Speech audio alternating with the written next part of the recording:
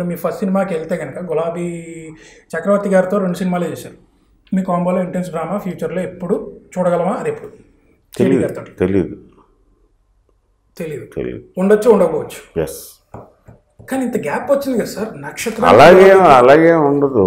నక్షత్రం super flop అయింది. Plus very చిన్న కరోనా వచ్చింది, ఇవన్నీ ఉన్నాయి కాబట్టి అంటే ఏం లేదు సార్. పూరి గారికి ఏ స్టార్ హీరో డేట్లు ఇవ్వలేదు ఎగ్జాంపుల్ అనుకోండి. పరిస్థితి అలా వచ్చింది. రవి డేట్లు కావాలంటే వచ్చే జగన్ అన్నట్లుగానే రవితేజ గారు ఇమీడియట్ డేట్లు ఇచ్చి సినిమాలు చేస్తారు. ఈవెన్ పునీత్ గారు కూడా లేరు, సారీ అనకూడదు. ఇమీడియట్ పూరి గారిని కథ అడగకుండా చేయడానికి కొంతమంది పెద్ద హీరోలు రెడీగా ఉంటారు. వాళ్ళలో మొట్టమొదటి వ్యక్తి రవితేజ. అలాగా మీరు పిలిస్తే వచ్చేవాళ్ళు ఉంటారు. బట్ జేడీ గారు ఫస్ట్ లిస్ట్ లో ఉంటారు కదా. మీరు అలాగే కాదు, నేను అలాగే ఎవరిని పిలవను. ఓకే, నాకు హెల్ప్ చేయండి అని నేను అడగను. ఈ కథకి నువ్వు సరిపోతావు. ఇప్పుడు నేను కథ ఆఫర్ చేస్తాను, నాకు సరిపోతాడని అనుకుంటే కథ పిచ్ చేస్తా అతనికి. ఈ కథ విను, నీకు నచ్చితే చెయ్యి అంటాను. కథ నచ్చితే తప్ప నా కోసం ఏం చేయొద్దు అంట. ఎవరు చేయదు కూడా అలాగా. Any rejections from heroes? లేదు, ఎప్పుడు లేదు. ఇప్పటివరకు గులాబీ ఫ్రమ్ మనీ టు రంగమార్తాండ అసలు ఆ స్థితి వరకు వెళ్ళను నేను అసలు. ఓకే, సింధూరం ఇప్పుడు వస్తే సార్ నేను లైన్గా అడగట్లేదు. బట్ 2 సినిమాలు కట్ చేశాను కావాలని, అవి కాకుండా కవర్ చేసుకుంటూ వచ్చాను. సింధూరం ఎలా స్టార్ట్ అయింది, అసలు దాని బ్యాక్ స్టోరీ గురించి చెప్పండి. ఏలేదు, అప్పుడు నక్సలైట్లు ఇప్పుడు మావోయిస్టులు అంటున్నారు. ఏదో హిందీ సినిమా ప్రేరణ. నక్సలైట్లు నీకు తెలుసు కదా, మరి ఇంకెందుకు అడుగుతున్నాను? నాకు ఏ సినిమా తెలియదు. నక్సలైట్లు పోలీసుల మధ్య సామాన్య జనం చచ్చిపోతూ ఉండేవారు. ఓకే, మెయిన్ కన్సర్న్ అది అక్కడ స్పార్క్ అయింది. ఆ టైంకి గుల్జార్ గారు తీసిన మార్చిస్ అనే సినిమా. అది ఆయన జమ్మూ కాశ్మీర్ టెర్రరిస్టుల మీద ఒక ఫ్యామిలీ బ్యాకింగ్ పెట్టి చేశారు. చాలా బాగా చేశారు. గుల్జార్ విశాల్ భారద్వాజ గారి ఫస్ట్ ఫిల్మ్ అది. బ్రహ్మాండ songs, Tabu and not Irrfan Khan. అది ఇంకొక సినిమా, అది మక్బూల్. అది ఇర్ఫాన్ ఖాన్ అండ్ తబ్బు.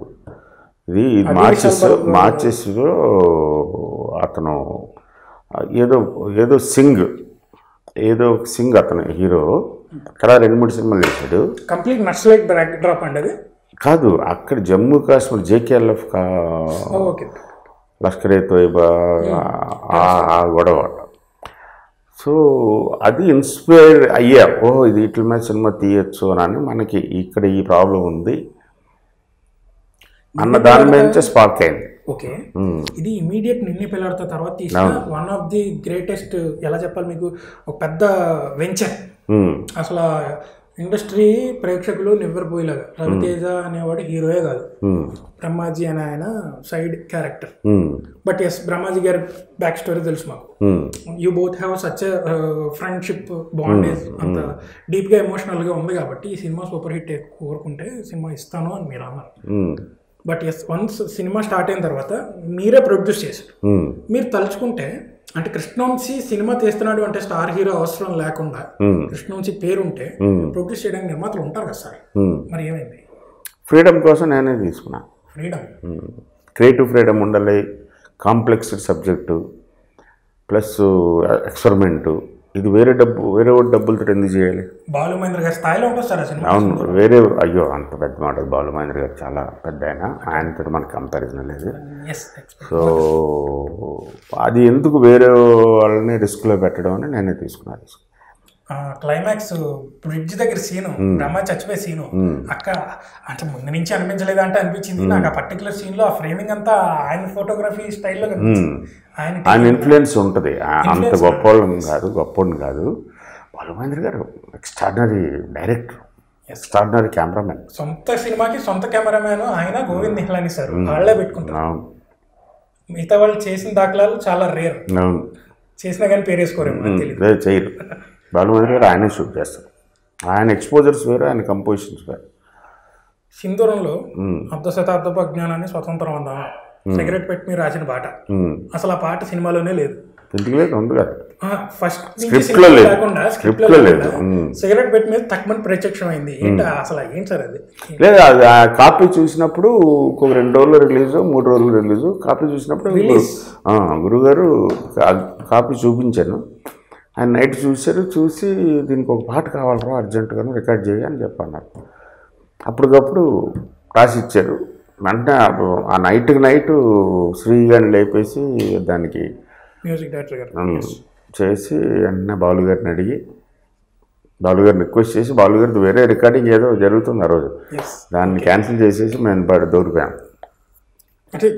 ఇమీడియట్ అలా జరిగిపోయిందండి. శాస్త్రి గారికి ఫోన్ చేశారు బాలు గారికి ఇక్కడ నుంచి, అన్నయ్య పాట చేయాలి ఇప్పుడు రిలీజ్ అయిపోతుంది సినిమా అని అంటే, సరేగా పంపించాను. ఆయన చదివి చాలా ఎక్సైట్ అయ్యారు, లిరిక్ చాలా బాగుంది ఇది అని ఇమ్మీడియట్గా వచ్చి పాడేశారు. కానీ సిగరెట్ పెట్టి మీరు రాయడం అంటే ఆ టైంకి పేపర్లు ఏం లేవు, అది దట్ ఈస్ యాక్సిడెంట్. పేపర్ ఏం లేదు. అర్ధరాత్రి 2:30, 1:00, 2:30 అయింది.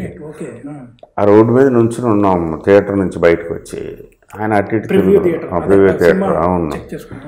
సో అక్కడ ఏదైనా పేపర్ ఏదైనా ఉందా అన్నారు. సరే ఎల్లుండి రిలీజ్ అవ్వబోతున్న సినిమా చూస్తున్నప్పుడు పేపర్లు అని తెచ్చుకుంటాం, రష్ చూస్తున్నప్పుడు అయితే నోట్బుక్ ప్యాడ్ తెచ్చుకుంటాం. అంటే లేదు ఏదైనా పేపర్ కావాలా అంటే అటు ఇటు చూస్తే రోడ్డు మీద పడున్న సిగరెట్ ప్యాకెట్ కనిపించింది. రోడ్డు మీద